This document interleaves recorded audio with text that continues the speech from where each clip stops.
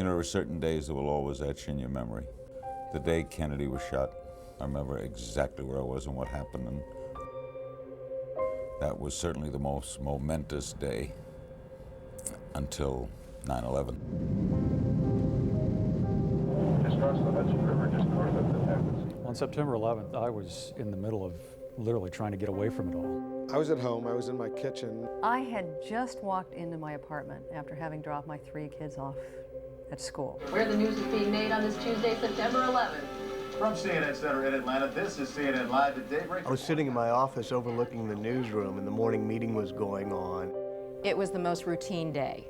There was virtually no news that day. Oh, it's primary election day in some cities and states. In New York City, it's going to be a great day. And we were out covering the New York election. I was driving down the West Side Highway. Elsewhere, pretty quiet today. Beautiful weather, Midwest, Northeast. I was on my way to the Pentagon. I was just pulling into the Pentagon parking lot. September 11th is my birthday. I turn on the television. Everybody else is asleep. I see the building. It'll be etched forever. This day changed all of us. It's on AP, it's Bulletin Crash.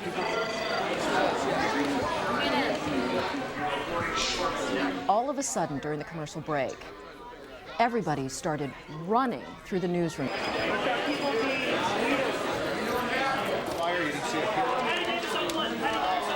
And I turned around and I said, wait a minute, what's going on?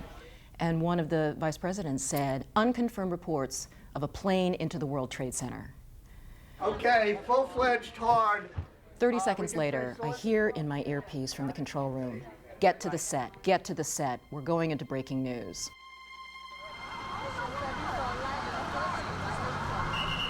And up comes the picture of the World Trade Center tower with a huge, smoking, gaping hole in it.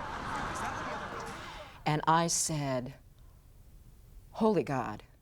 This just in, you are looking at obviously a very disturbing live shot there. That is the World Trade Center, and we have unconfirmed reports this morning that a plane has crashed into one of the towers of the World Trade Center. The CNN Center right now is just beginning to work on this story. My office faces south towards where the Trade Center used to be. Now, Sean, what can you tell us about what you know? This is Sean Murtaugh, Vice President of Finance for CNN.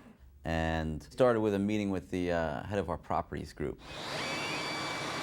2 of us stood up, probably caught the last 5-6 seconds of flight of the first plane flying straight into the North Tower. Oh, shit!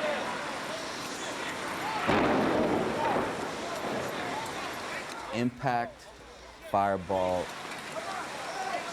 and when it hit, it was like you got like a, like a thud in your stomach of, did I just see what I just saw?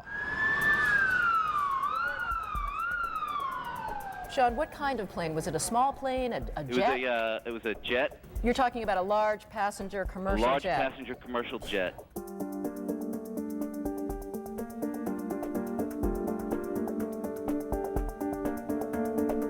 I thought it could have been an accident. I thought the plane was much smaller. Our shot was from a good distance off.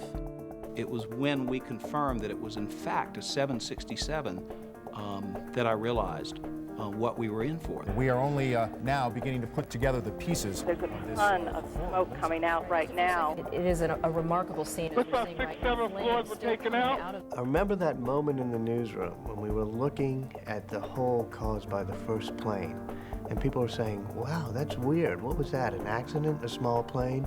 And somebody said, no, that's no accident.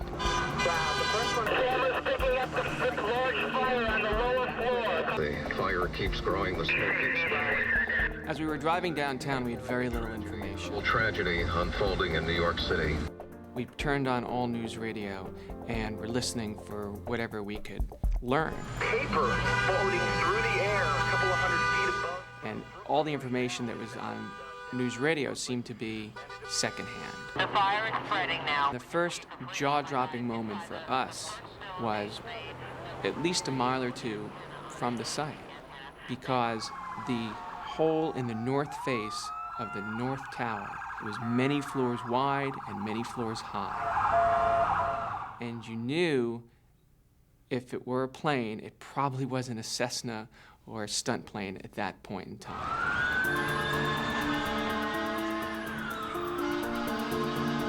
To us, it just looked like a big fire. You never thought the buildings were going to collapse. You thought the fire was going to be put out. The other thing that happened was people started coming up to us who were eyewitnesses to the incident. So the plane was slightly on its side, and that's why it made me think maybe it was in distress. It came in like a spear. It just speared through the building. Looked at my watch. I'm a little bit late. Holy smoke, the building I'm supposed to be in is on fire. One thing you saw on the street were rows and rows of people.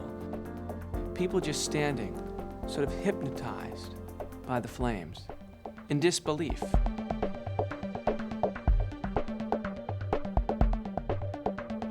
watching the smoke pour out of here. The papers are still falling from the sky. When I got outside, I saw everybody was like looking up toward the sky. And I started running downtown toward the building. And I got maybe a block or two before I saw there was a motorist stopped on the corner. So I jumped up to her window and just waved my CNN ID in her face and said, "Give me a ride, give me a ride." And she let me in the car. I got within a few blocks of the World Trade Center when suddenly there was this second sort of roar that came out of the sky. And everyone just looked right up, and another plane came and just barreled into the other tower.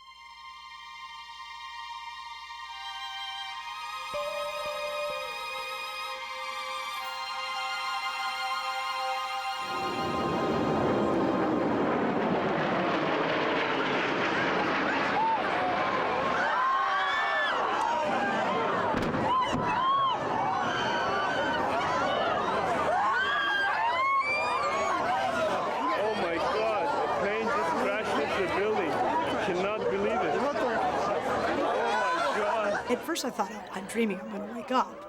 This can't be, this doesn't happen.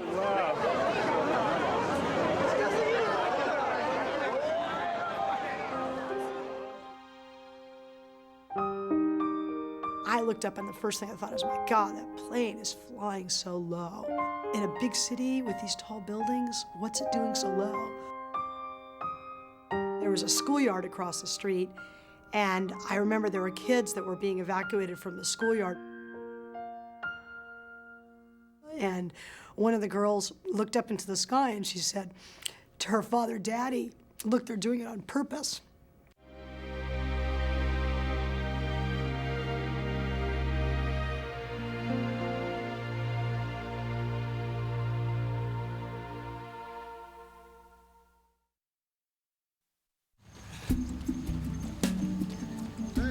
Warming up. Come on, Stretch. Come on. This was as ordinary a day as you can possibly imagine. We talk about tax cuts. You can talk about it at the next event. The president's schedule was very simple. Sarasota, Florida. Emma Booker Elementary School was the location. I am going to talk about education, though. Any news? He was to go there, read a book to some assembled children, give some very general remarks on the importance of reading and education, and fly back to Washington. Couldn't be simpler. What word? Yes. Before he goes to sit with the children and to read, he is made aware that the first jetliner has struck the first tower in New York City. His instincts are to think this is not an accident, but nobody knows, and it's a very cautious internal White House reaction. His Chief of Staff, Andrew Card, approaches from his right, leans down, and says the following words: "A second plane has hit the second tower." And with those words, the president now understands the war on terrorism has begun.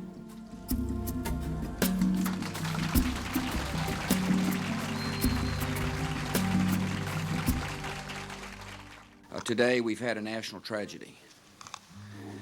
2 airplanes have crashed into the World Trade Center in an apparent terrorist attack on our country. Terrorism against our nation will not stand. And now, if you join me in a moment of silence.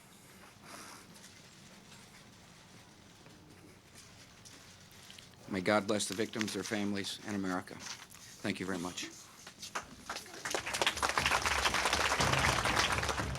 And then begins this amazing day-long odyssey across the middle of the country as the president tries to get back to Washington, but is advised it's not safe yet, Mr. President. You need to stay somewhere else.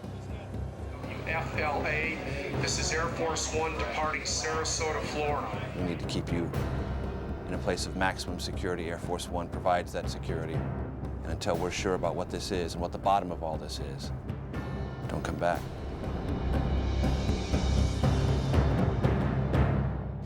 I need someone to confirm that the FAA has grounded all planes across the nation. As soon as the New York airspace, became under attack, the decision was made to shut things down there and ground everything that was in the air immediately. The decision was made very quickly, and it's an unprecedented and very dramatic decision to ground everything in the air over the United States of America. It is stunning. It's amazing to see it happen, to see 4,500 blips over the United States in 60 to 120 minutes time to nothing, just silence in the sky over the U.S. Fire in the Pentagon. Amy's about to go on there.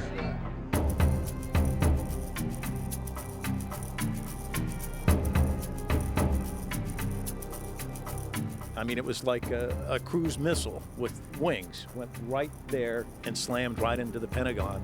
Huge explosion, a great ball of fire, and smoke started billowing out.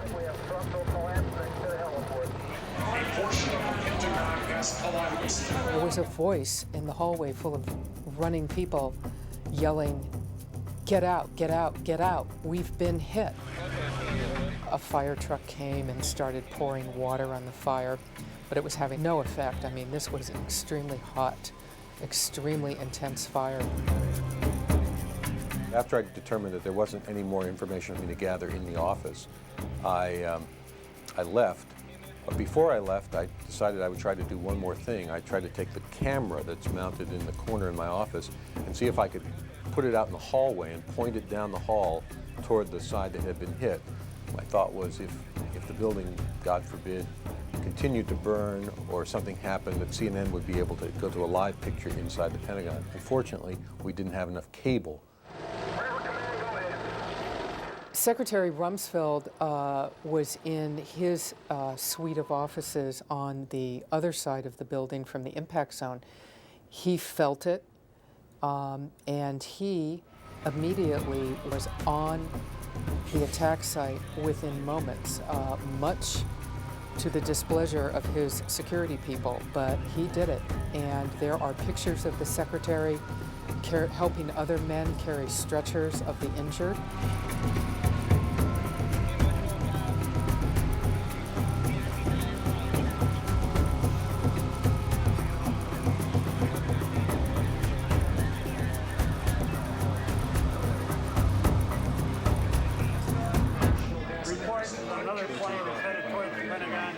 Security people started screaming at everybody, "Run, run, run. Get away from the building. Run up the highway." Hundreds of people started running up the highway, thinking another plane was headed for them.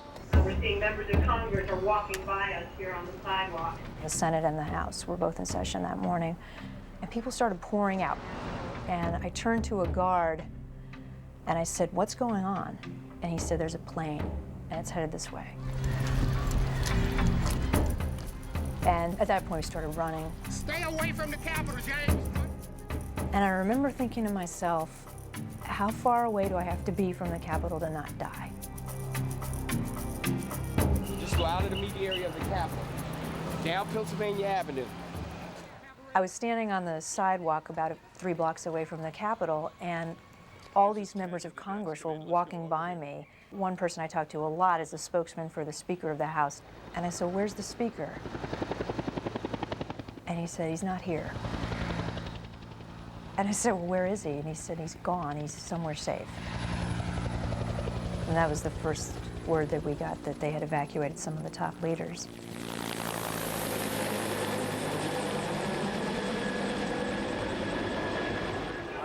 The White House is being evacuated. It was very clear. All of a sudden, there were Secret Service guys, uniformed, ringing the building. Everybody out!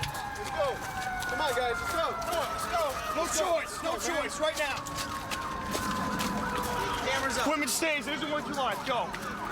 They evacuated us across the street. It's been an explosion at the Pentagon. And then you started seeing everybody come out. We saw most of the senior staff come out. The last several hundred I saw leaving the grounds were told and ordered by the Secret Service to run. They were running through the gates. We were all on our cell phones in Lafayette Park. And I can just remember saying, I need to keep the building in sight. Walk away from the White House. As they kept pushing us back. There's nothing imminent, but this is just not the place to be. Go have lunch, do something else, please. And for the first time in 5 years around the building, saw a Secret Service with automatic rifles. I remember watching people running out the driveway of the White House crying. It was very hard to comprehend what is really happening here. Did it actually hit the Pentagon? It's unclear. There's just fire over there. The tone of the town, did change. It's hard to describe in the sense that it's not something you can grab and put your hands around, but everything was different. Everything was different.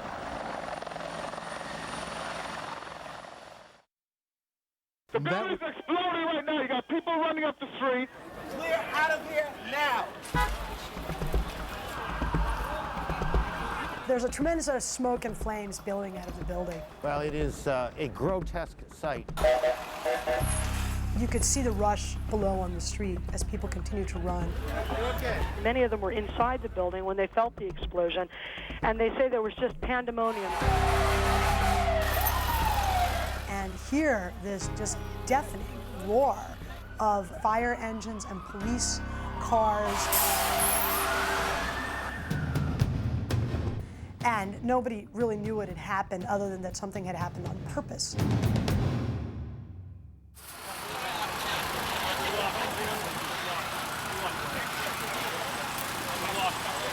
We just started wandering around the city streets. We wound up behind 7 World Trade Center, getting some shots. It's not safe here. You want to head uptown, you get a shot uptown, but it's not safe here. Panning the building, showing the smoke, showing the people leaving. Sorry, I ran that shot. At this point, we're still shooting flames. I could see above where the plane had gone in. It was really bright red, like coals on a campfire. We would later learn that with the jet fuel, it was about 2,000 degrees Fahrenheit. Oh, shit! Keep behind! Don't look back!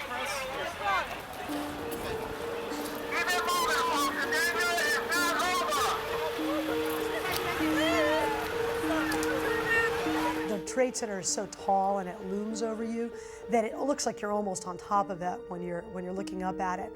And you could see these people almost like little specks coming to the glass. And Jim Hubrex, the guy whose apartment I was in, had his camera and he was tightening the shot. And at one point he finally said, "Oh my God, there's people up there."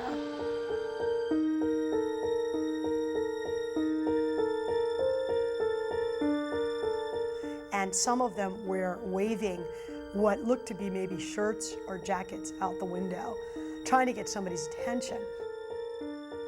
I remember his daughter and his wife were there, and they kept remarking that maybe they were waving for help, maybe there was a net, or maybe there was like a helicopter or a plane, and there was some kind of a rescue operation. And then suddenly, you saw people one after the other jumping out the window.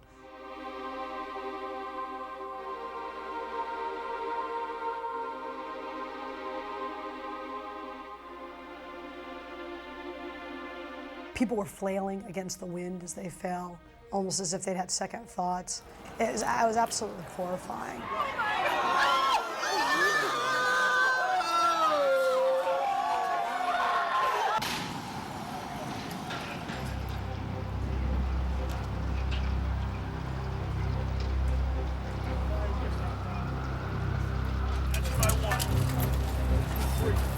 Ready, Mo?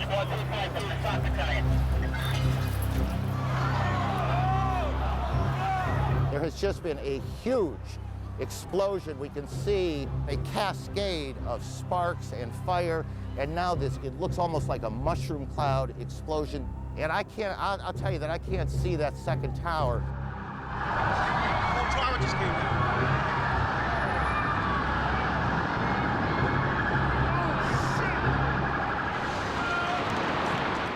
there was this wall of smoke that just came up over the top of the buildings, good 20, 30 stories tall, like a tidal wave.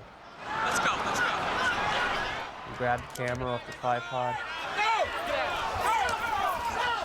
And all I could think of at this point in time is the building just collapsed. There's a wall of smoke and debris coming at us.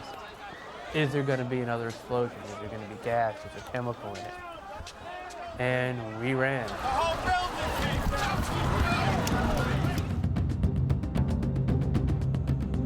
I was over the edge at that point in time. I had just gotten married in June, and I'm saying to myself, there's so many things in my life that aren't completed, so many open ends. I'm not ready to, sacrifice my life or have my life sacrificed because someone wants to make a statement. We're okay, the car's stopping. We're okay. We're okay.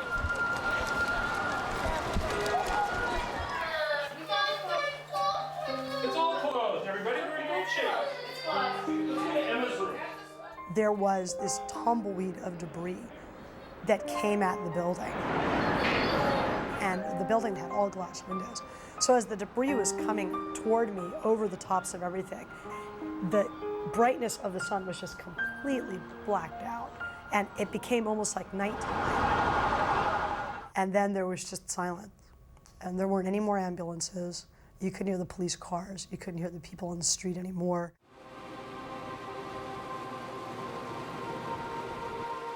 And I walked up to the glass and looked out, and it almost looked like a blizzard had hit New York. There was this snow everywhere. And there was just no noise coming from down toward the World Trade Center.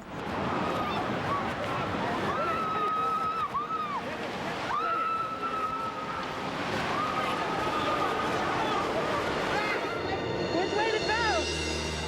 Stay put, stay put.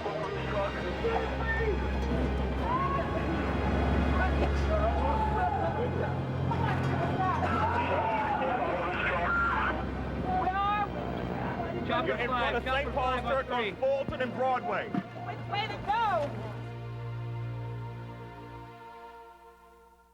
Plane crash in Somerset, Pennsylvania. We don't know if it's a big plane, a small plane, any relation to this.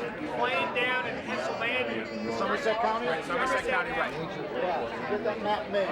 Another plane has crashed, this one about 80 miles south of Pittsburgh. This is United 93. This took off, was headed for San Francisco. Once again, it flew way out, all the way out toward Ohio, and then took a drastic 180-degree turn, was headed clearly toward Washington, D.C. When the crash happened in Pennsylvania. It's, I think, safe to say, a prominent target in Washington was the goal. One of the last places you would probably expect to be touched by the violence of an act of terrible terrorism like we have seen today. What we didn't know at the time was that there were 4 hijackers on board. And according to what we were able to later learn, the hijackers had taken the time to put red bandanas on their head. Armed with box cutters, they were able to take control of the cockpit and take control of the airplane.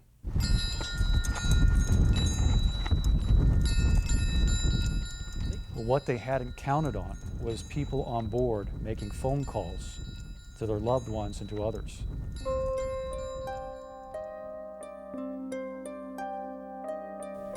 They knew then that they were next, and they decided to do something about it.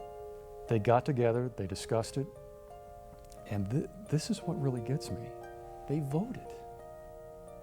They voted to take back the plane. We walk around to the edge of this ridge area, which is about 300 yards from where the crash site was, and I saw smoke rising up out of what looked like a small pit. The plane hit so hard that most of the pieces were crumpled in on top of itself, collapsed right there in that crater. They found the flight data recorder about 15 feet down. It was extremely loud to the point where it was almost shaking the windows in my house. Next thing was over the horizon, there was a big, huge fireball. I'd say at least 400 or 500 feet in the air.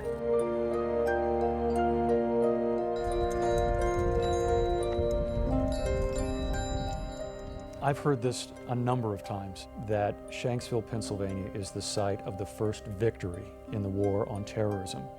These passengers, they fought back. The plane did not make it to Washington, and there's no telling how many lives they saved doing it.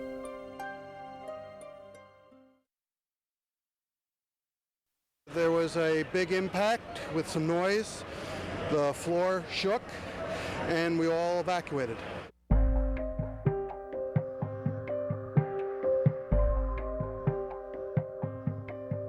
There have been attacks in 2 American cities, New York and in Washington. The trade centers here in New York have been hit by airplanes. In Washington, there is a large fire at the Pentagon. The Pentagon has been evacuated. Obviously, we are in the middle of an extraordinary catastrophe. And there's, you can see, perhaps the second tower, the front tower, the top portion of which is collapsing. Good Lord. I remember saying, oh my God, when the second building came down. There are no words. And went silent for a bit and let people watch it. I've been a reporter most of my life. I've seen a lot of bad stuff happen in a lot of difficult places. And I'd never seen anything like this, certainly not in my country.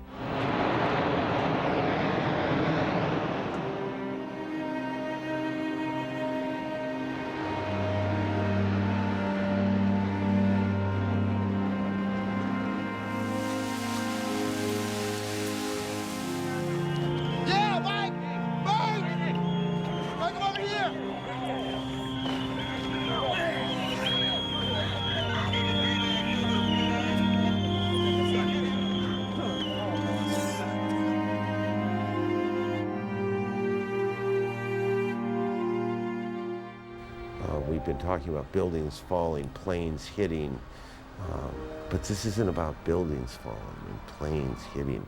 It's about people. Big explosion happened.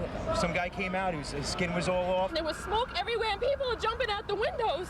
Over there, they're jumping out the windows, I guess because they're trying to save themselves. I don't know. I can't even look back. My 6-year-old just last week asked my husband and I to take him to the observation deck, and it's gone. And you know what? Americans will persevere, and I don't think that we'll stoop to the level of these zealot terrorist pigs. It's about the people who were in those buildings and got out, the people who were in those planes and didn't survive, the people who didn't get out of the building, the firefighters who went. It's a people story. When I heard some rumbling and shaking, I thought maybe the air conditioner shut off and jumped on again. I turned around, I have a window seat, and the entire sky was filled with, the first thing that struck me, it looked like a ticker tape parade. It was filled with computer paper and then debris. I dropped the phone. And then it was when I was heading down on 27, just about 27, the staircase moved and a crack in the wall appeared, maybe about 6 or 8 inches. And at that point, you know, everybody, I'm sure as they were thinking, you know, get out. This is, you know, anything can happen now. Nightmare, total blindness, choking feeling. You know, you're covered in dust, rubble, smoke, everything. I dove under a truck. Everybody, keep moving, please, up the Broadway. Keep moving. These are people literally running for their lives. People literally trying to get their friends, their co-workers, people they'd never met before, out of those buildings. Matt Cornelius, you were on the 64th floor, 65th floor? 65th floor. Tell me what happened. I was just putting my stuff away, and all of a sudden we heard a loud crash, and the building started shaking, kind of moving like a wave. I remember talking to a guy who had gotten out, and he talked about coming down and the darkness and the smoke and the screaming and the fear. We made it pretty fast down to 40th floor, and then from there the smoke got a little bit thick, and it was a lot slower. We maybe made a floor about every 2 minutes.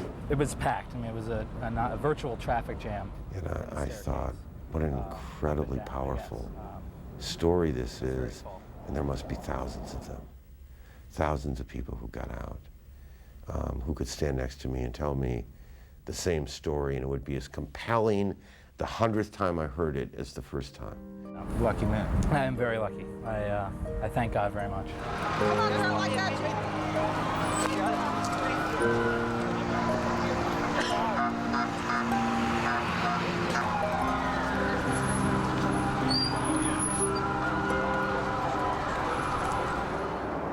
By my watch, which isn't exact to everybody else, it was 9:07 when Andy Card leaned over and whispered in the president's ear.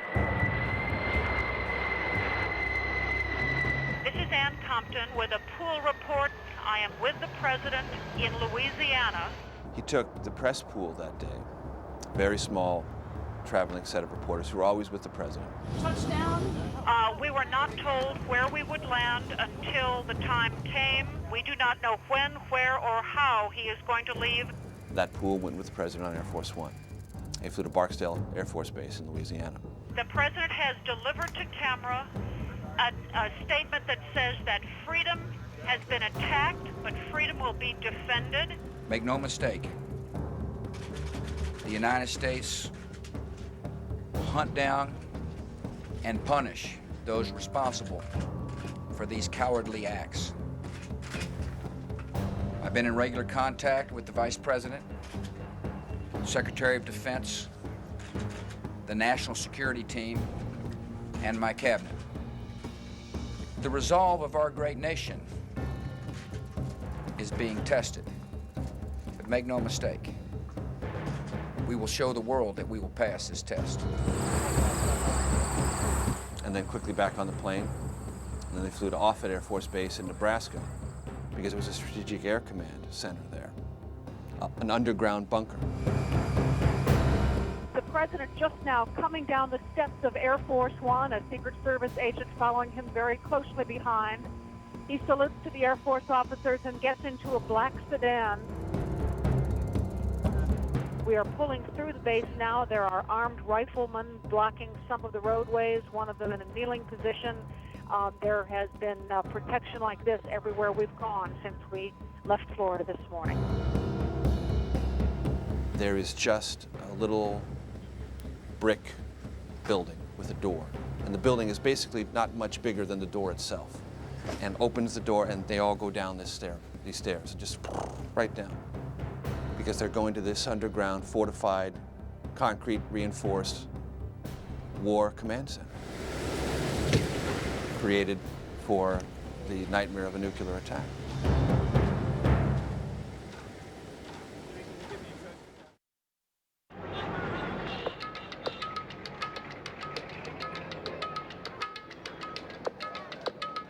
There were only a handful of journalists inside Kabul at that time, and the Taliban had forced us all to live in the Intercontinental Hotel. So we were all sort of gathered on one floor, and people seemed to instinctively come to CNN's office to find out what was happening when this news began to filter out. The initial assumption was that this had something to do, or at least they were looking into any possible connections with Osama bin Laden.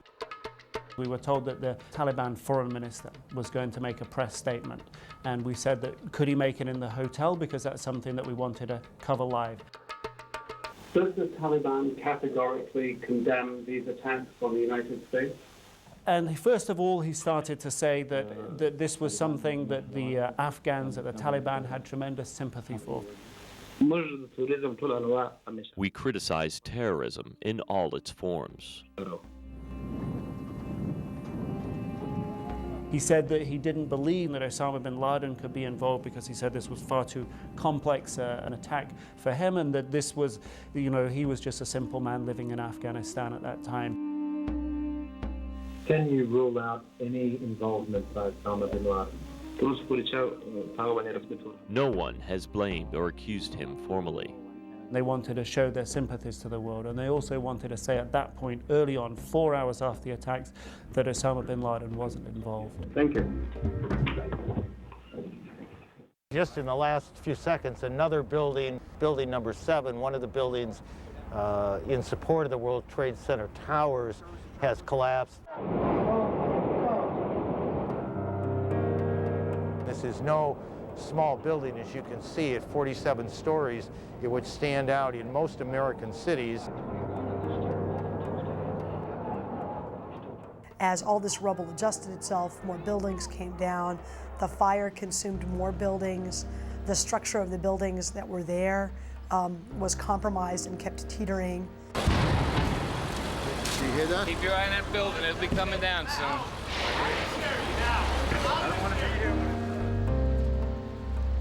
Yet still there were no people coming out of it. And I think that was one of the things that really stayed with me after that, is I kept thinking, well, you know, maybe when everything calms down, more people are gonna come out and they're gonna rescue more people, but there was just no noise coming from down there. So we kept walking sort of around the disaster area, trudging through this snow-like substance. It's like the interior of this building. There was pieces of their desks and pieces of the photos on their desks and their Rolodexes and documents. See, I found this woman's resume. It was a resume from a kid that had gone to my college who was applying for a job to work in the World Trade Center.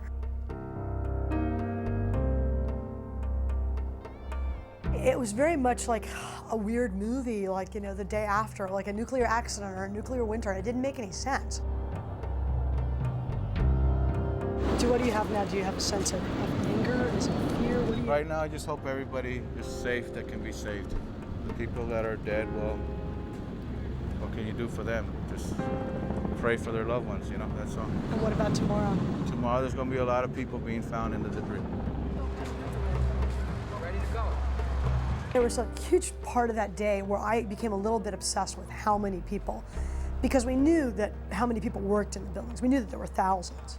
And we knew that there were hundreds, if not thousands, of people that were rescuing them. And there was some point at the day where I stopped doing that, because it just suddenly occurred to me that, God, it didn't really make any difference how many people had died, because every single loss of life was going to be so painful.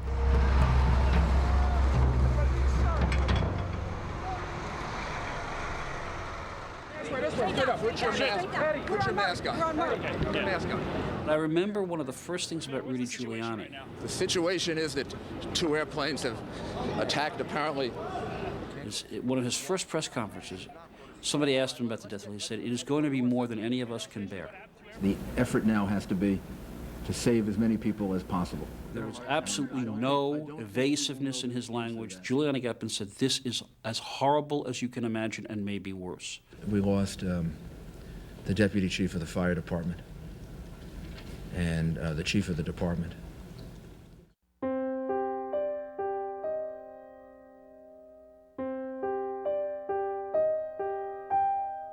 Deputy Commissioner Feehan, Chief Gansey, Father Judge, and Ray Downey, who I just gave a party for at Gracie Mansion for his years of service to the fire department, who led our team in the Oklahoma City bombing rescue.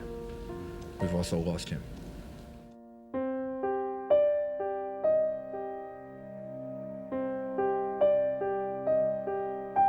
What we can tell you tonight is the city is confirming that some 265 firefighters are believed to be dead, some 85 police officers missing tonight.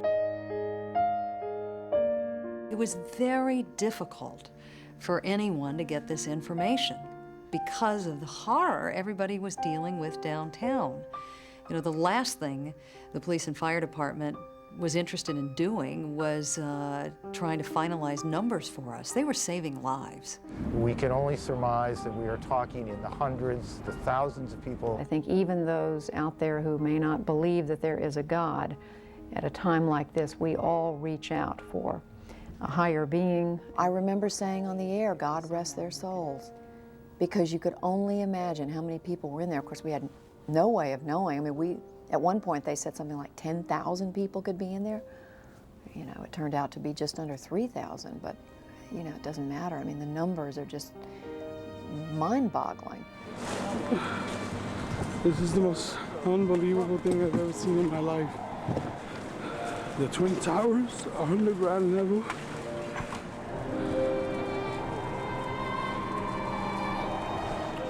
The destruction is enormous. Enormous. God save our country and what was done to it today.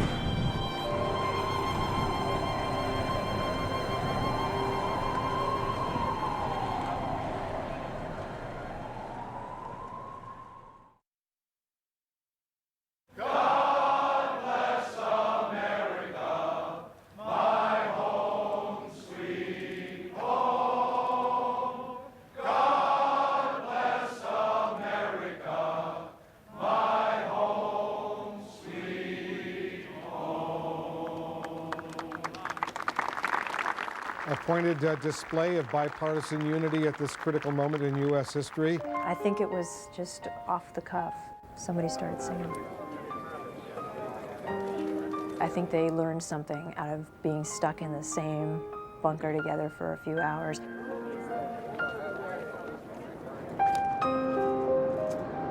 We're told that Air Force One is expected to land in about 15 minutes. We're also told it's being flanked by 3 U.S. Air Force fighter jets. Occasionally on an international trip or because of weather, you'll look out the window and you'll see a fighter jet go by. A very rare occasion. And when they brought the plane back this time, he was escorted, as you see in the movies. One of those moments where there are jets on the wings. President Bush just landing only a few minutes ago at Andrews Air Force Base, returning to the White House, getting ready to address the nation around 9 p.m. Eastern tonight.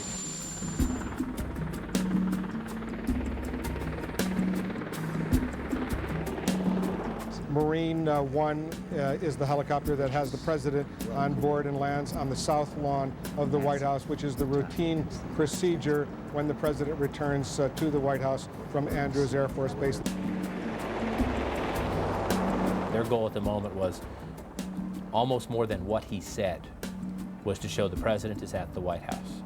And they feel secure enough that the president can be at the White House. It's psychology, if you will, to the country that the government is there is stability, there's a crisis, but that they're on top of it. Just the picture of the helicopter landing and the president walking in and then the president on television from the White House was meant to convey a message of, they tried to knock our government out, they failed. Do you want to be angry? Do you want to sort of tap into the country's sense of fury about this and the loss of life? Do you want to try to be reassuring? Do you want to be more calming? And what do you possibly tell the country at the end about what you're going to do and how this is all going to work? These are enormous challenges. This speech has got to be less about fury, less about anger, less about vengeance, less about righteous rage. That was the president's instinct. And the speech basically followed that general format. Even though I walk through the valley of the shadow of death, I fear no evil, for you are with me. America has stood down enemies before, and we will do so this time. None of us will ever forget this day, yet we go forward to defend freedom and all that is good and just in our world. Thank you. Good night, and God bless America.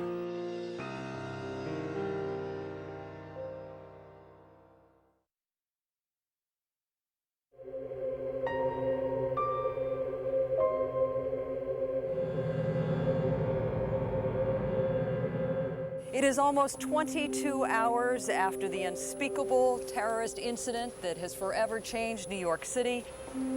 Some of the headlines Americans are waking up to this morning: the Daily News proclaiming it is war, the New York Post saying an act of war. In the area of where the blast occurred from the commercial jetliners, it's like a nuclear winter. Ash, soot piled on top of cars 3 inches deep. If yesterday was surreal, today is all about reality. Today we're going to start to get a sense of the dimension of this. We have been successful in recovering at least one other person, and we're in the process of doing everything we can to try to locate other people. Across America, the hope still goes on that many more people will be rescued from that rubble in New York City and perhaps even at the Pentagon. It is shortly after 8 o'clock in the morning in Washington, and at 8 o'clock, part of the Pentagon opened up for work. The Pentagon was insistent that it wanted to show that it was still in operation.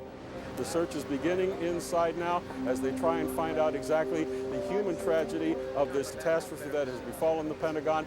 All night long, Miles, the dome light on the very top of the Capitol has been burning here. The Congress never officially went out of session. That light... The light was on, and I remember just that striking me, that it was so symbolic that they left the light on to show that democracy was still okay.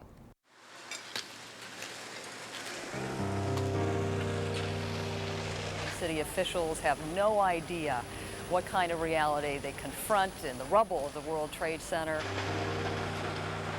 It was hell down there. It made me sick. It made me sick to my stomach to see it. Then you would turn a corner and you would see these heroic rescue workers. And these people worked 24 hours on, 24 hours off, and they were not going to give up until they were 100% sure that one of their own wasn't left behind. There were trucks and police cars everywhere you looked. You couldn't move. Streets were closed. There was no place to get food. Nobody was going to work. The NASDAQ, the Dow Jones closed. All public schools are closed. I mean, there was no business for anyone to do. And the city was weeping. The mayor expects the fatality numbers to be horrendous. He calls them, quote, very, very high. The numbers that we're working on are in the thousands. We thought this would be like Oklahoma City, where you'd have injuries and amputations to get people out of heaps of debris, but there weren't any. Either you were okay or you were dead, basically. September 11th certainly opened the eyes of an entire nation. All I remember hearing, apart from the grief, obviously, and the shock, was questions such as, why? Who are these people? Why do they hate us? We want answers. We want to know. U.S. officials confident that the evidence right now pointing to affiliates or associates of Osama bin Laden. When it became clear that bin Laden was probably involved and that Afghanistan was at the core of this, we knew Nick Robertson was there. You can hear me. And started making plans to go to him. Certainly, Osama bin Laden is a figurehead, not only in Afghanistan, but in this part of the world. He is somebody that some young followers of Islam might look towards as a particular type of leader that they behold. The deliberate and deadly attacks which were carried out yesterday against our country were more than acts of terror. They were acts of war. I think he was very forceful. Thank you all. He was clearly in charge. He was shocked, like all of us, and he was angry. I've just been told that the United States Senate is being evacuated out of What I can tell you is that people are very much on edge here, as there was a suspicious package, and that's why they're evacuating the members of the House. Come on, come on. Back, please, back. Don't run, don't panic, don't get hurt, calmly, quickly. The building here in Midtown Manhattan has been evacuated because of what's being described as an unspecified bomb threat. Damn terrorists! All of a sudden, I saw everybody moving off the rooftop, and I said, what's going on? Move off the block. And they said, it's a bomb scare. People in the city, as you can imagine, are enormously tense. We were living, all of us, in this odd cocktail of fear and rumor and vulnerability.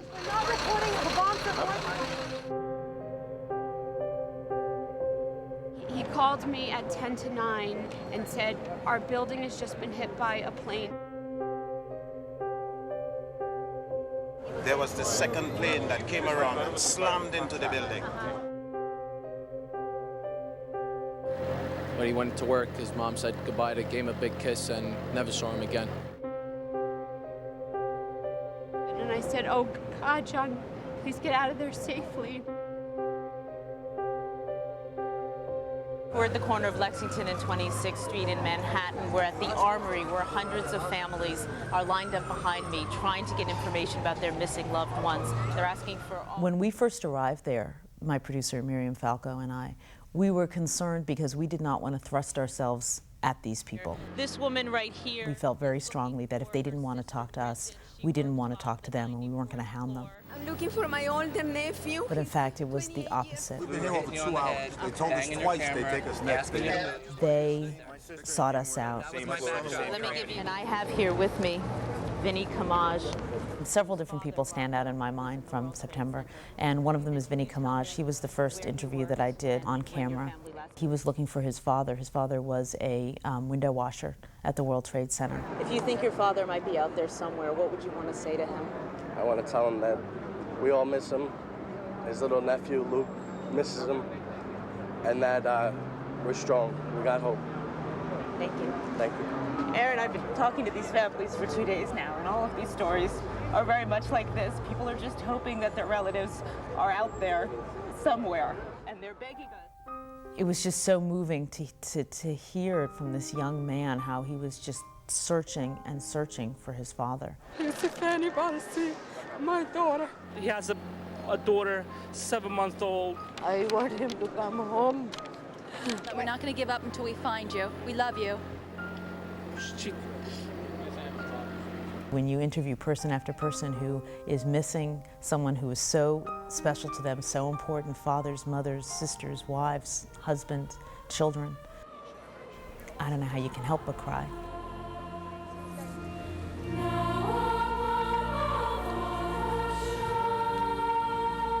This is part of the prelude to this prayer service that was called yesterday by President Bush when he said today would be a day of national prayer and remembrance.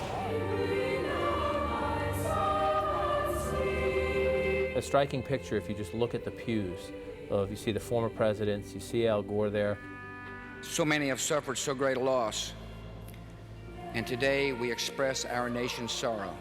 The most interesting moment of the day was after the president spoke and he came back and sat down in the pew, and his father reached across and just grabbed his hand, and it was sort of an attaboy, or good for you.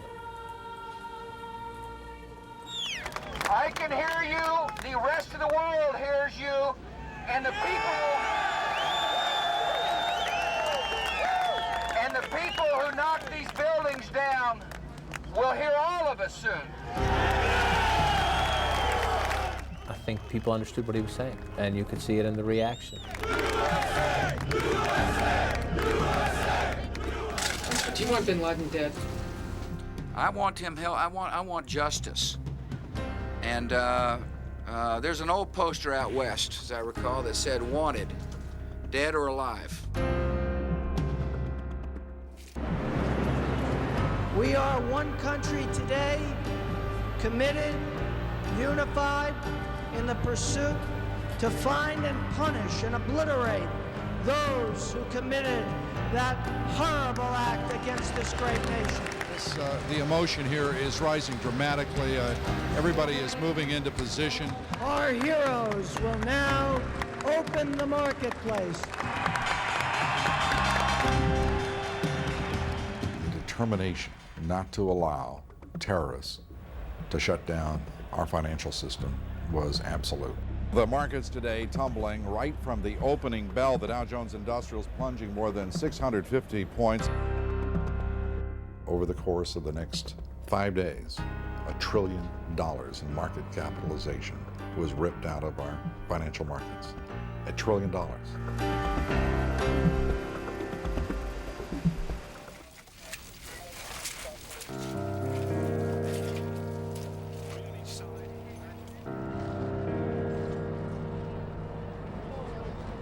What I remember most about it, the days and weeks and months after, is the smell.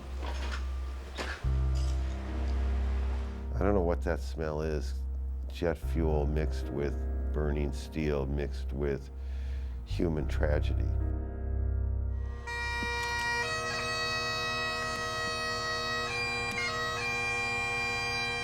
I remember thinking how small the city felt, how sad the city was. Oh God, it was sad. There were hundreds of funerals that were packed with New Yorkers who had never met these firefighters before, and I think that says a lot about the healing that went on here. We all wanted to feel like we were doing our part to say thank you. Oh, say, can you see? This is Yankee Stadium in the Bronx. Down below us, a Prayer for America memorial service here in New York. What so proudly we hailed. In the days since this attack, we have met the worst of humanity with the best of humanity. We pray for all of those whose loved ones are lost and missing. We pray for our children, and we say to them, do not be afraid. It's safe to live your life. I became a New Yorker in a day. After 10 years of fighting it and not getting it, I fell in love with it. I fell in love with New Yorkers. I was so proud of how they were dealing with this terrible thing.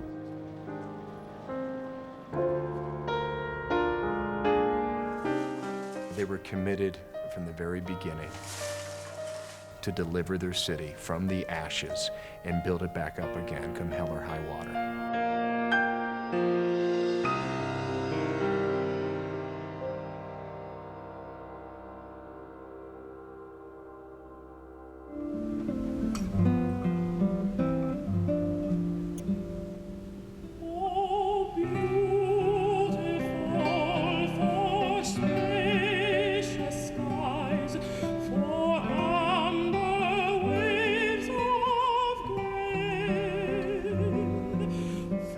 Ago today that American Airlines Flight 11 took off from Boston for Los Angeles and crashed into the North Tower of the World Trade Center. There's been a remarkable spirit of unity in this country since the September 11th attacks. My fellow citizens, for the last 9 days, the entire world has seen for itself the state of our union, and it is strong. Tonight, we are a country awakened to danger and called to defend freedom. We have now learned that the U.S. Army is sending out deployment orders to units. It will involve various commando units, including the Rangers, the Special Forces, units that they call Special Ops. It was another painstaking day for recovery workers at the World Trade Center disaster site as more victims are confirmed dead. Our grief has turned to anger, and anger to resolution. These terrorist cowards are not going to be allowed to break our spirit. In fact, they made a very big mistake. Whether we bring our enemies to justice or bring justice to our enemies, justice will be done. It was a perfect speech. I don't know that any president has ever given a speech where more of the country wanted him to succeed. Every nation in every region now has a decision to make. Either you are with us or you are with the terrorists. President Bush is warning the Taliban that time is running out for them to surrender suspected terrorist mastermind Osama bin Laden. Welcome to all the journalist community. Afghanistan's Taliban rulers say they won't give up Osama bin Laden without evidence, if at all. If infidels invade an Islamic country, jihad becomes the religious obligation of all Muslims. Osama bin Laden! We strongly condemn this most brutal and horrible act of terror and violence. Much unrest now in Pakistan over the government's alliance that it has formed with the Bush administration. The hard work of building this international coalition continues today. The State Department We've also had conversations with Portuguese Foreign Minister, the Saudi Foreign Minister, Moroccan, Tunisian. Secretary Powell, more than 80 telephone calls, we are told, in the past 10 days to world leaders, his counterparts, other heads of states. The Bush administration realized very quickly that they could not conduct a global war on terror or even a war in Afghanistan without building up a coalition. I want to thank the Chancellor for his solidarity with the American people. A coalition of sympathy and support that was a broad coalition that encompassed not just Western democracies, but also Muslim states. What I am told by senior administration officials is the Pakistani government has promised to, quote, fully cooperate. The Bush administration needed these countries, and it was remarkable how almost seamlessly and smoothly this incredible coalition was built up. Our war is against evil, not against Islam. We don't hold any religion accountable. We're fighting evil. There's an old rule in politics, whether you're trying to sell a tax plan or whatever message you're trying to sell. It's repetition, repetition, repetition, repetition. We do not fight against Islam. We fight against evil. Today we are releasing the photographs of 19 hijackers of the planes that crashed into the World Trade Center towers, into the Pentagon, and into the rural area in Pennsylvania. You finally saw the faces of evil, people who carried out the most mind-boggling attack and assault on America, who had claimed so many innocent lives, looking into the eyes of these hijackers. According to experts who've studied suicide bombing for a long time, these people aren't crazy, they're very rational, they've thought this out. And that's the scary thing, because it's very difficult to spot a rational actor out there who's willing to take his life to take out thousands of people. The spirit of America is incredibly strong. The administration, both from a psychological standpoint and from an economic standpoint, thought that it was imperative to try to make the case that it was safe to fly again. We are serious about airline safety in America. You had Bush himself go out to Chicago and do the rally at the airport. Get on the airlines, get about the business of America. We got the impression from listening to him that it was our patriotic duty to get back to work, to get in the air, to take that business trip, even though you really don't want to.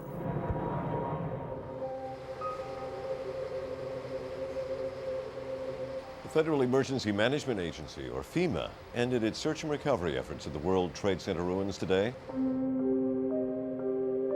When FEMA announced officially that the search for survivors was over, it was a very sad time. It's an inevitable stage. You have to reach it. But it is a terrible point to reach, because then you are admitting to the families, and they have to admit to themselves that that dream, that fantasy, that their loved one is going to be found unconscious, or maybe in a hospital room and unable to communicate, or maybe trapped in a void, that moment is gone.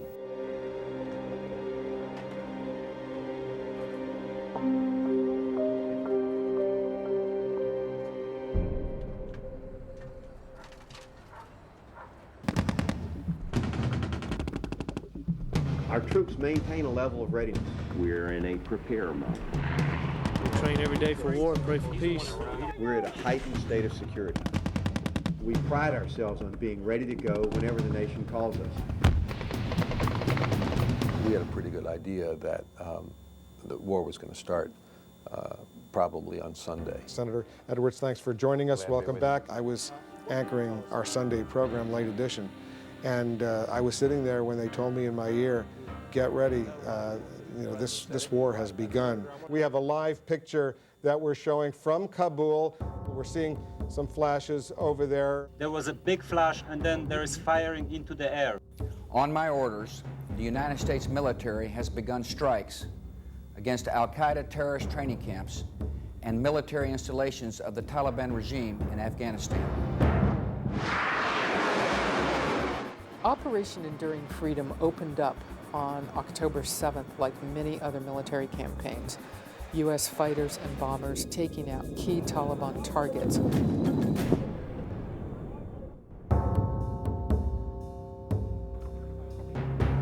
One thing that the United States did realize it had to do right away was it had to get its own people on the ground, special forces, to help spot targets and direct the bombing to make it more lethal and more effective. Now I'd like to show you some gun camera footage showing target destruction. In this case, the picture speaks for itself. I've reflected on some of the questions that were posed at the last briefing about the speed of progress and questions about the patience of the American people. Today is November 1st. And if you think about it, the smoke at this very moment is still rising out of the World Trade Center. In the end, war is not about statistics, deadlines, short attention spans, or 24-hour news cycles.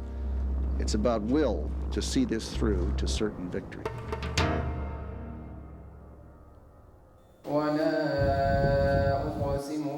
An officials with CNN now confirming through officials with the Northern Alliance that the town of Mazar-e-Sharif apparently has been taken. The Northern Alliance claims to have retaken the strategic city in a surprise move, which, if true, represents a dramatic setback for the Taliban. I think people who really knew the Taliban, who really had experience in Afghanistan, were not surprised that the Taliban essentially turned tail and ran. They did not put up a fight. This was our plan, not to enter the city, and we had reached to the outskirts of Kabul, as far as 6 kilometers north of Kabul last night. But then Taliban withdrew. I arrived in Kabul the day after it had fallen. People who've been here during the day have seen all the people of Kabul out on the streets. The markets were bustling, shops were open again, music was being played again. I can't emphasize how important that is, because music was one of those things that was banned by the Taliban. And people felt just relieved that the Taliban had gone. The scenes of people joyous, in the streets, women smiling, lifting their burqas shyly, children being able to be children again, men going to barbers and shaving off their beards that had been compulsory and regulation length under the Taliban. Of all the dramas in the Afghan war, the uprising at the prison, the fort at Mazar-e-Sharif, was perhaps the most dramatic. Here you had hundreds of Taliban and allegedly Al-Qaeda prisoners who'd been rounded up. The incident began as some Taliban prisoners blew themselves up with some hand grenades, creating a scene of panic and chaos. After that, some of the Taliban fighters managed to seize some weapons from other soldiers or from the dead soldiers and start shooting all around them. There's hundreds dead here, at least. I don't know how many Americans are here. Mike Spann, seen here in a high school photo, was a CIA operations officer. He had been gathering intelligence from Taliban prisoners at a compound near Mazar-e-Sharif and was killed during their bloody uprising.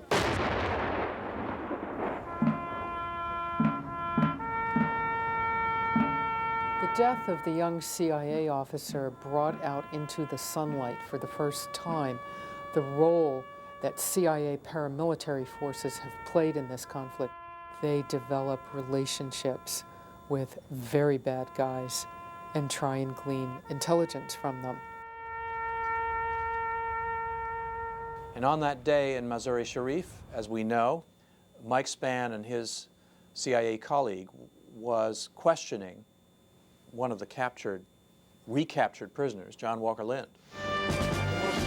In a CNN exclusive, a shocking discovery in Afghanistan, an American believed to be serving in the Taliban regime. I was a student in Pakistan studying Islam, and I came into contact with many people who were connected with Taliban. So I started to read some of the literature of the scholars and the history of the movement, and my heart became attached to it. And of course, as we've been saying, the focus is on finding Osama bin Laden. In terms of Mr. bin Laden himself, we'll get him running. We'll smoke him out of his cave. And we'll get him eventually. History has shown that it's very difficult to get a single individual. In fact, in the past, the U.S. has tried to never build a policy around capturing a single individual because it's so difficult. It was then believed by early December he was somewhere up in the Tora Bora region.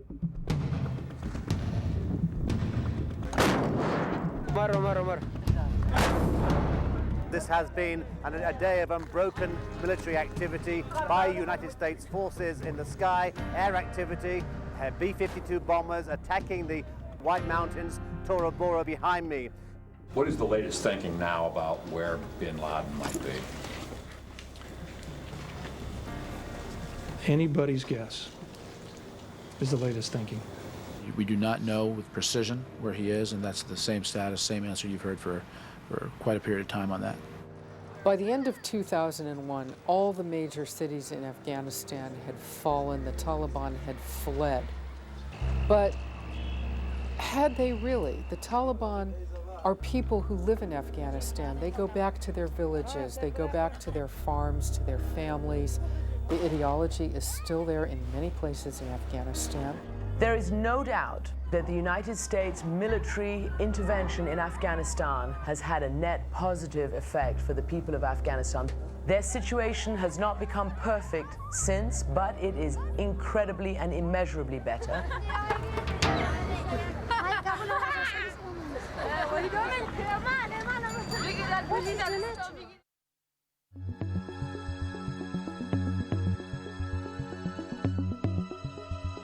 The Centers for Disease Control has just confirmed the diagnosis of anthrax in a patient in a Florida hospital. Based on what we know at this point, it appears that it's an isolated case. We first found out about anthrax when we found out about the case of photo editor Robert Stevens, who worked at American Media in Boca Raton, Florida. And here was a man who had contracted anthrax and no one could figure out where.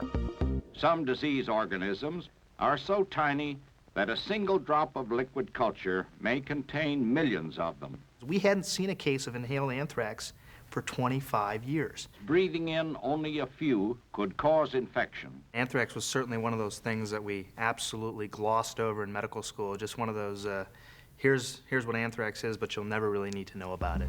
The news at this time apparently is not good for that man. Bob Stevens, 63 years old. Passed away at 4 o'clock this afternoon. The big question for investigators, was it natural or was it bioengineered? I remember getting a phone call early one morning, an anonymous source who called and said, FBI is coming in with a full team to the area to try to track this down.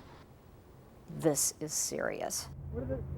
Everyone was asked to give blood, be tested for the presence of anthrax. Long lines of people outside those offices as they were trying to find out whether they too were infected. A number of people have said that they're scared, they're worried. And so that's when things really started to grow. This is all new to everybody, and it's changing second by second. Good morning, I'm Andy Lack. I'm with NBC. I'm here with the mayor and with Bob Wright and Tom Brokaw and some of the mayor's key colleagues. This morning, as many of you know now, we received a positive test for cutaneous anthrax for one of our colleagues who works on nightly news. Our nation is still in danger, but the government is doing everything in our power to protect our citizenry. The American people need to go about their lives. And I've worked with Tom Brokaw and Dan Rather and Peter Jennings, and so when it became clear that 3 media outlets had received either letters or something that contaminated the place, it's pretty darn scary.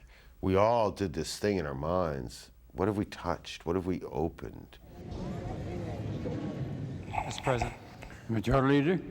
At about 10:15 this morning, a member of my staff opened an envelope. Welcome back. The U.S. Justice Department has just released copies of the letters with anthrax that were mailed to Tom Brokaw, the New York Post, as well as the Senate Majority Leader Tom Daschle. The FBI wanted to put the letters out before the public to see whether anyone else might possibly recognize the handwriting. The message was virtually the same in a number of them. Death to America, death to Israel, you die now. What's the problem? My breathing is very, very labored. I don't know if I have been, but I suspect that I might have been exposed to anthrax. Work for the Postal Service. Good evening, everyone. The anthrax attacks continue. Today, confirmation that 2 postal employees have died as a result of inhaling anthrax. No one was really thinking, according to officials, that any of the spores could possibly have gone through the envelope and into the air to infect anyone. They were wrong, and they were very tragically wrong, because as they then came to learn, yes, people were infected, in that post office too. So while you had hundreds of people lining up on Capitol Hill being treated with antibiotics, that wasn't happening at the Brentwood Mail facility. I can't believe the post office waited so long to have us come get checked out when people in Washington, thousands of people in Washington, are already being tested right off the bat. A widening crisis. Traces of anthrax are found at more government buildings. A second NBC employee has contracted cutaneous anthrax. Traces of anthrax discovered at a CIA mail sorting facility. A letter carrier has been affected. Late today, a White House mail screening facility also testing positive for anthrax spores. I don't have anthrax. Well, this prompted incredible scares around the country because people didn't know whether they would be next. How many of these letters were out there? Would they get something in their mail that might be impacted with the anthrax too? In the end, 5 people died, 18 people were confirmed infected, and whoever was trying to do this, if they were trying to kill lots of people, they failed miserably. And we proved to ourselves that this infection was something that we could get a handle on. We could treat people. 30,000 people were on antibiotics at one time or another, but we beat that.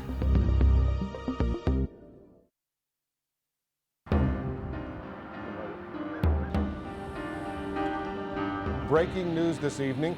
The FBI is warning of more potential attacks against the United States. While not specific as to target, gives the government reason to believe that there may be additional terrorist attacks within the United States. Traces of anthrax have been found in at least 4 more post offices. A major scare at a Greyhound bus station in Philadelphia today. Federal officials at the nearby 3 Mile Island nuclear power plant received what is being called a threat yesterday. We're watching things at Hartsfield International Airport after a person apparently breached security. The airport has been basically shut down. There are thousands of people stranded there now. We are told Vice President Dick Cheney being kept apart from the president again, just in case the White House is a target of a terrorist strike. The enemy is resourceful and ruthless.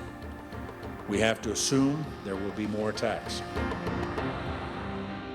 Officials were very scared that there would be another attack. And there was a long laundry list of different sectors that they wanted to protect. Aviation, it goes without saying, a lot of attention paid there. But they were also concerned about nuclear plants, about chemical plants, about the ports, which are hugely vulnerable, about the borders, which are very porous. We urge Americans in the course of their normal activities to remain alert and to report unusual circumstances or inappropriate behavior.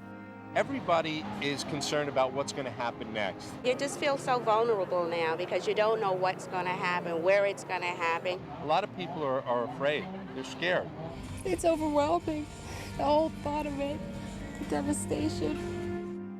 In those days after the terrorist attack, we began to see terrorists on every corner and believe that they had an overwhelming ability to strike our nation.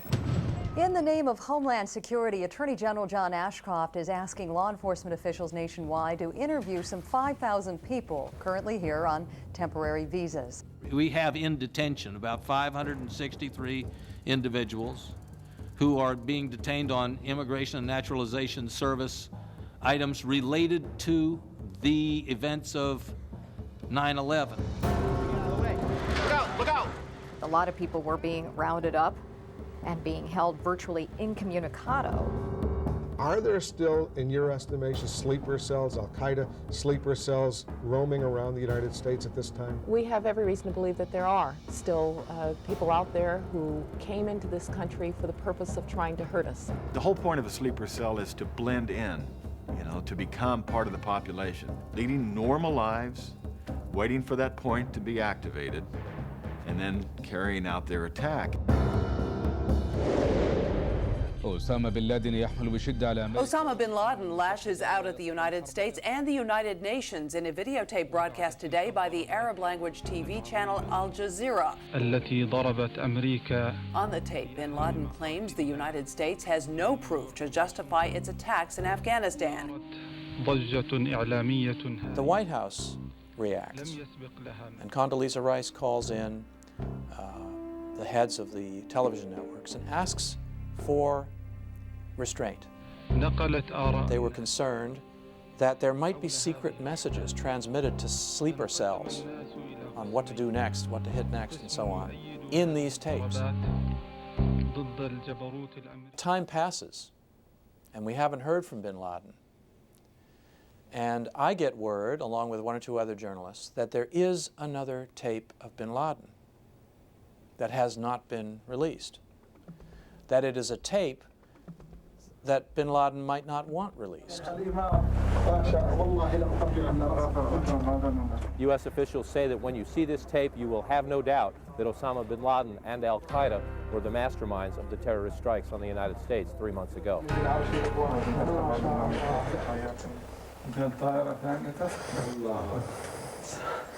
There's something about looking at him, laughing at him. There's something about that, you know, the toadies who were in the room kind of egging him on, making him seem like such a hero because there were 3,000 dead Americans and that they didn't even think that building would collapse completely. It was beyond our expectations, he says. I did the calculations, he says. And you just, you know, you want to retch.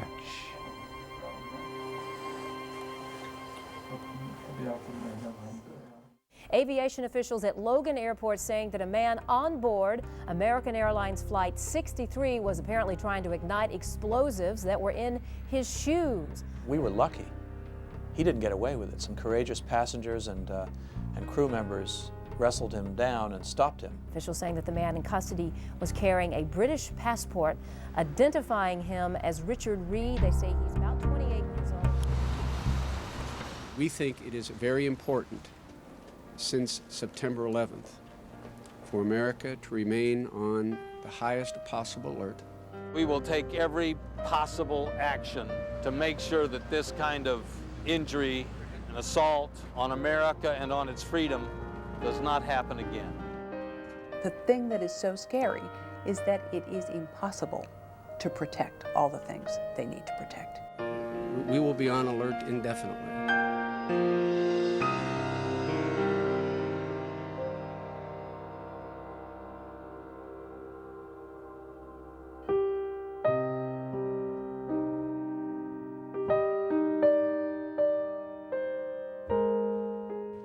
On September 11th, the Pentagon and the trade towers were burning. The Taliban were in power, and Afghanistan was a reasonably safe haven for terrorists. We celebrate Christmas in a time of testing with American troops far from home. Today, the fires are finally out. The Taliban have been driven from power. Their leaders are on the run. And this is a year we will not forget. Those who lost loved ones in the attacks on September the 11th and on the battlefield, they will remain in our prayers. I want to tell you that my husband is a hero. Not because of the way that he died, but rather because of the way that he lived. I found myself at a loss for words. I still do when I think about this. It was too enormous. The pictures didn't do it justice. It shakes your very foundation. It shakes the core of who we are as people. We will never live with the degree of innocence any of us ever had. We've had this sense for the whole of American history that the oceans protected us. We know that's not true anymore.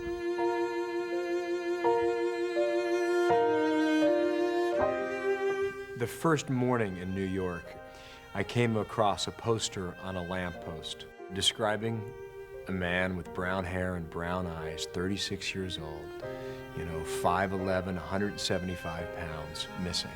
And it was the exact description of me. The people in the towers could have been any one of us. What I take away from this is that even in the most difficult, even in the most sorrowful of times, that the human spirit emerges and can truly make a difference. You know, this wasn't a scene where there was no hope or no love. There was a lot of love. Nobody's going to forget the 11th. I don't care who you are. I don't care where you lived. You'll know where you were, and you'll know how you thought and what you thought.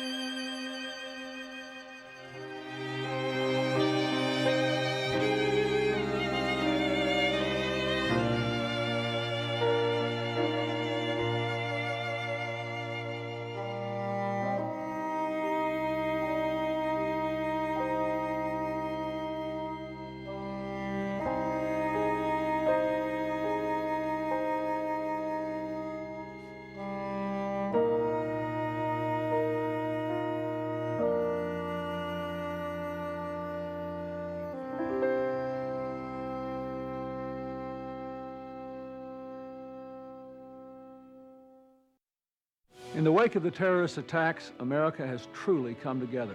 Prayer services, blood drives, children collecting pennies. Americans responded with a spirit that underscores what's best about our country. But we can do more. To help those families devastated September 11th, we should make certain a college education is available to each and every one of their children. We can do that with your help. For assistance or to make a donation, call this number. Helping these families will show just how much we care.